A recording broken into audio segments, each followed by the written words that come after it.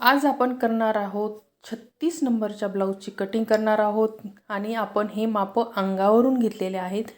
तर step by step perfect अशी ही cutting आहे आणि तुम्ही ही अशी कटिंग करू शकता. तुम्ही अंगावर माप कसे घ्यायचे ते मी त्याचा व्हिडिओ बनवणार आहे, पण तुम्हाला हे माप मी अंगावर घेतलेल्या मापाची तुम्हाला कटिंग दाखवत आहे. तर तुम्ही ही परफेक्ट अशी शिकायची आहे. कुठं किती वाढवायचं आहे, किती आहे तेवढं ठेवायचं आहे, या व्हिडिओमध्ये आपण पूर्ण पाहणार आहोत. तर आपण उंची घेतलेली आहे. आपल्या ब्लाऊजची उंची आहे 14 इंच. 1 इंच आपण 1 इंच एक्स्ट्रा ठेवलेला आहे, वाढून घेतलेला आहे.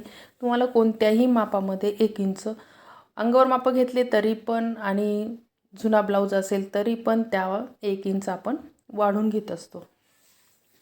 गळा आणि शोल्डर आपण ठेवलेला आहे 5 इंच. मोंढा ठेवलेला आहे 5.5 इंच.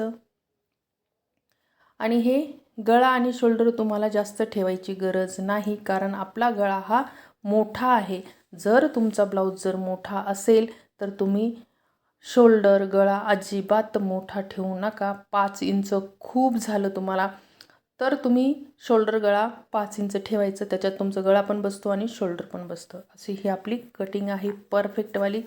आणि आपण अंगावरून माप घेतल्यामुळं आपली छाती आलेली आहे 36 इंच आणि त्यामध्ये आपण ॲड केलेले आहे 4 इंच. तर तुम्ही कधीही कुणाच्या अंगावरून जर माप घेतलेले असतील तर तुम्हाला त्यामध्ये 4 इंच ॲड करावं लागतं आणि पुढं तुम्हाला 1 इंच मार्जिन, म्हणजे 36 अधिक 4 40 झाले आणि त्याचा चौथा भाग आपण 10 ठेवलेला आहे. तर अशी ही कटिंग आहे, परफेक्टवाली कटिंग केलेली आहे आपण आणि त्याच्या पुढं आपण 1 इंच मार्जिन ठेवलेली आहे. अशी ही आपली आता आपण हा बॉक्स तयार करून घेतलेला आहे आणि शोल्डरपासून खाली 2 इंचावर आपण तिथून सुरुवात करणार आहोत मागच्या खड्ड्याचा आकार देण्यासाठी. आणि खड्ड्यापासून तिथून 2 इंच असं 4 इंचामध्येच तुम्हाला तो आकार द्यायचा आहे.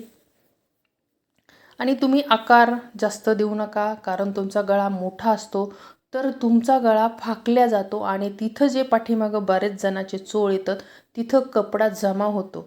तर त्याचसाठी तुम्ही तिथं जास्त म्हणजे खड्डा ठेवू नका, कारण जास्त जर खड्डा ठेवला तर नक्कीच तुमच्या ब्लाऊजला चोळ येतो. समोरचा खड्डा ठेवलेला आपण अर्धा इंच आणि तिथून पाऊण इंच असा आपण ठेवलेला आहे एकूण. ही आपली अशी आहे परफेक्ट फिटिंग कटिंग. तर तुम्ही 36 नंबरसाठी ही कटिंग ट्राय करू शकता. एकदम परफेक्ट अशी ही कटिंग आहे.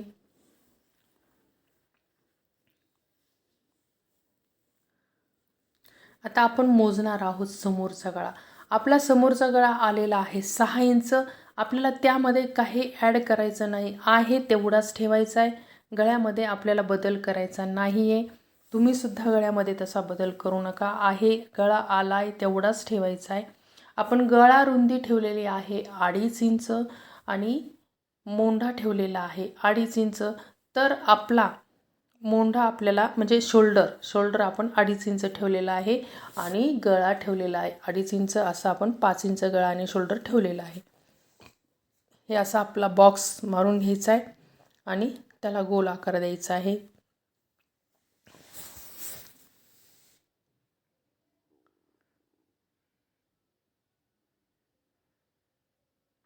व्यवस्थित असा गोल आकार द्यायचा आहे, म्हणजे तुमच्या ब्लाऊजला सुद्धा तुम्ही जसे आकार देतात तसेच तुमच्या ब्लाऊजला आकार येतात. अशी ही आपली कटिंग आहे 36 नंबरची.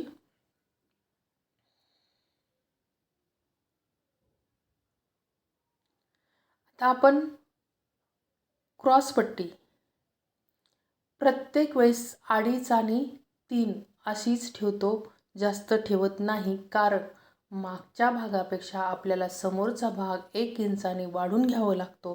त्यासाठीच आपण 1 इंच क्रॉसपट्टीमध्ये कटिंग करताना, म्हणजे कपड्यावर कटिंग करताना आपण 1 इंच वाढून घेत असतो, म्हणजे मागचं आणि पुढचं मेकअप होतं.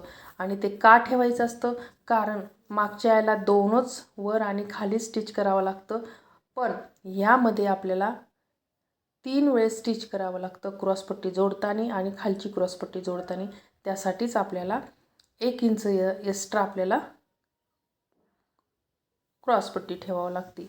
आता आपण कटोरीची मार्जिन करताना पाहू शकता तुम्ही, शोल्डरची जी लाईन आहे त्यापासूनच आपण खाली वळलेली आहे आणि प्रत्येकाच्या शोल्डरपासूनच जे आपली छातीचा भाग असतो तो असतो. तर तुम्ही ती लाईन खाली वळायची आणि त्याच पद्धतीने तुम्ही, आणि तिथून तिथं 2.25 आपलं आलं पाहिजे त्या खड्ड्यापासून, आणि हे कटोरीचा आकार आपला 2.25 आलं पाहिजे.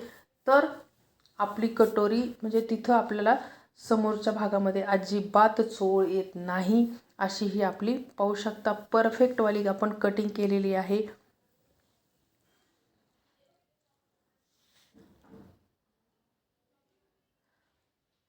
तुमच्या ब्लाऊजला कधीच चोळ येणार नाही अशी ही आपली कटिंग आहे.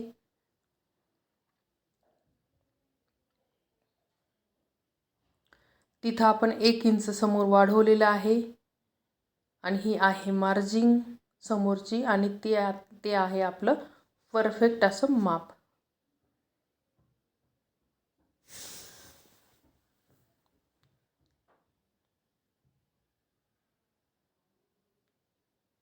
आणि शोल्डर तुम्हाला म्हणजे तुमचं आता तयार होणार आहे 1.25 इंच. शोल्डर तुम्ही जेवढं कमी ठेवाल तेवढं तुमच्या ब्लाऊजचं म्हणजे समोरचा जो भाग आहे त्याला चोळ येणार नाही, एकदम करेक्ट बसेल. आणि गळा रुंदी पण अशी एकदम जवळून घ्यायचं नाही, त्यासाठीच आपण 2.5 इंच हे ठेवलेलं आहे. आता आपण करून घेणार आहोत कटिंग. एकदम असं समजेल असेच मी म्हणजे सगळे तुमचे डाऊट्स आहेत ते मी यामध्ये सांगितलेले आहेत. आणि मला तरी वाटतं तुम्हाला ही कटिंग नक्कीच आवडेल. व्हिडिओ तुम्ही पूर्ण पहा, लाईक करा, शेअर करा आणि सबस्क्राईब करायला मात्र विसरू नका. असेच व्हिडिओ पाहत राहा. 36 नंबरसाठी परफेक्ट अशी ही कटिंग आहे, अंगावर मापं घेतलेली.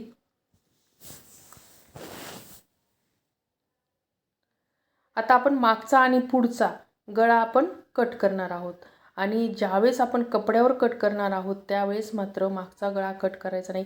मी यामध्ये व्हिडिओ मोठा होतो त्यामुळंच मी फक्त कटिंग दाखवलेले आहे. पुढच्या व्हिडिओमध्ये मी तुम्हाला अस्तर कसं कट करायचे हे मी दाखवणार आहे. आणि तुम्ही पाहत चला, माझे जुने व्हिडिओसुद्धा मी एकदम परफेक्ट अशा कटिंग टाकलेल्या आहेत, टिचिंग टाकलेले आहेत, डिझाईन टाकलेले आहेत.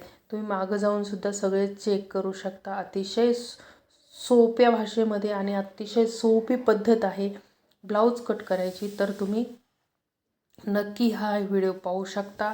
अशी ही आपली कटिंग 36 नंबरच्या ब्लाऊजची कटिंग तयार झालेली आहे.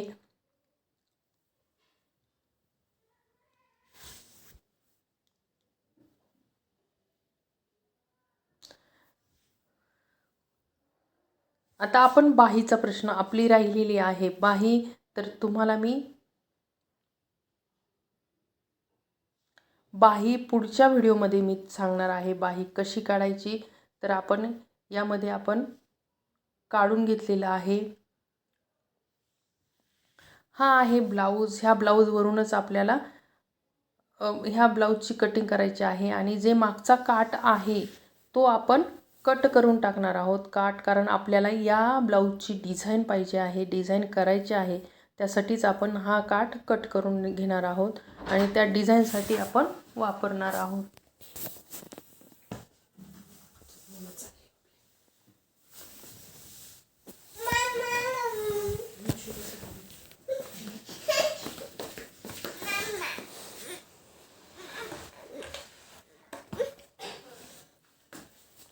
अतिशय स्टेप बाय स्टेप आपण ही कटिंग करत आहोत. पाहू शकता आपण या ब्लाऊजला आपण डिझाईन करायची आहे, यामुळेच आपल्याला 1 इंच मी एक्स्ट्रा ठेवलेला आहे खाली. कारण तुम्ही डिझाईन ज्यावेळेस करता त्यावेळेस तुम्हाला तिथं डबल टिच करावं लागतं.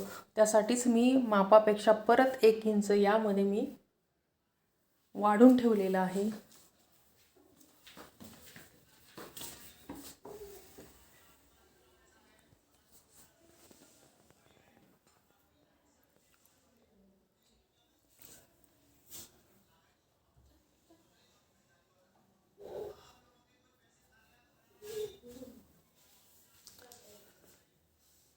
आता आपण हे असं शोल्डर आणि गळा आखून घ्यायचा आहे. पाहू शकता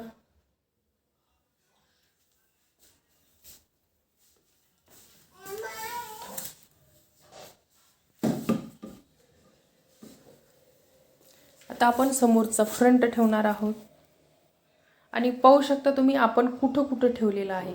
यामध्ये तुमचा कपडा खूप बचत होतो. या पद्धतीने तुम्ही जर अस्तर कट केलं म्हणजे ब्लाऊज कट केलं तर तुमचं कपडा खूप बचत होती कपड्याची. अशी ही आपण सविस्तर अशी ही आपण. आणि इथं मात्र पाव इंच तुम्हाला मार्जिन शिलाईसाठी सोडायचे आहे. म्हणजे तुमचा ब्लाऊज तिथं कमी पडणार नाही. पाऊण इंच जेवढी तुम्ही मार्जिन ठेवताय तेवढंच तुम्हाला इथं सोडावं लागतं. बाकी दुसरीकडे सोडायची गरज नाही. फक्त त्याच ठिकाणी आपण जिथं कटोरी जोडतो तिथं पाऊण इंच तुम्हाला सोडायचं आहे.